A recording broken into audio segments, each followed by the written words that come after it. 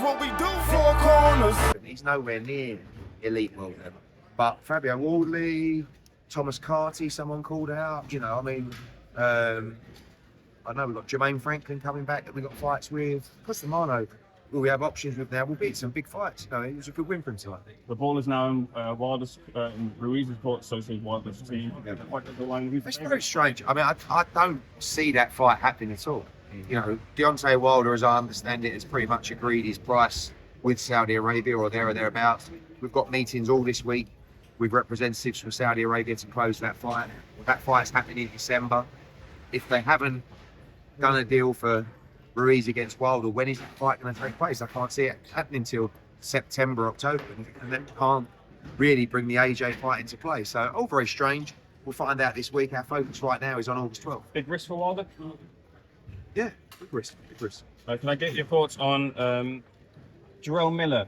Said in response to this, that you're a hypocrite for not working with him when you're working with Conor Benn at the moment. Are those two fair comparisons? Well, firstly, I mean, it's been cleared by the WBC for traces of a substance that you'll find out probably in the next 10 days that I believe Conor Benn will be completely exonerated. Jarrell Miller has failed about 3 different drug tests with 3 different fighters.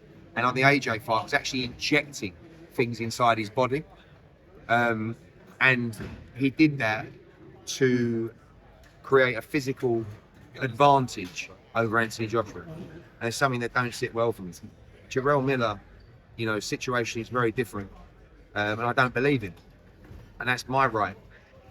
I believe Conor Benn. I've been through this whole process with him. I've seen all the reports, and you guys will see, and hopefully some of you will be apologising soon. It'll be so sweet if that is the case. But we'll see. But Jarrell Miller, in my opinion, because I'm entitled to it, different kettle of fish, and I love Jarrell Miller. I think he's a lovely bloke.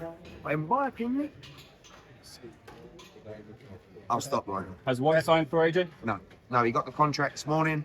Look, they've got to review it. I'm not expecting it signed back today, but we need some comments back tomorrow because we need to get this fight up and running. Got 2 other guys ready to sign. AJ's fight will be announced next week. Hopefully, it's still. It might have my doubts, but if they want it, it's them. Eddie, I wanted to. Roy Jones Jr. is fighting again in a metaverse fight. What's that? Come in. Roy Jones is fighting in a metaverse fight. Was that on this planet? I don't know. Eddie, I remember when I spoke to you, you said that if Berlanga didn't look spectacular, then we can't really talk about Munguia fights. And, No, so we can't talk about Canelo's fight. oh, there you go. How did he kind of look to you overall, man? Did he look bad? Decent, but a bit rusty. It was a weird performance from like round 7 to 11. He didn't really do a lot, and as soon as he let his hands go, you could see how hard he punches. He had quickly hurt every time, so a bit frustrating.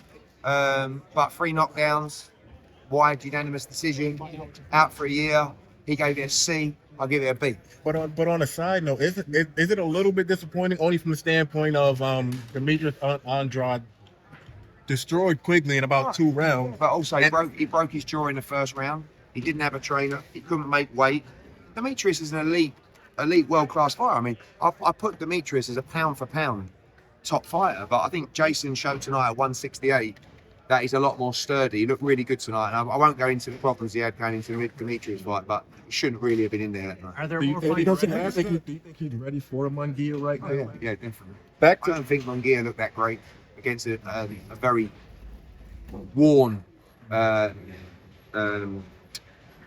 Derek. Yeah, but it's still a good. This is a 50-50 fight from what we saw tonight. That's what you want, isn't it? You know, Back-to-back hometown fight cards, Eddie. Last week was obviously New Orleans or Prograis.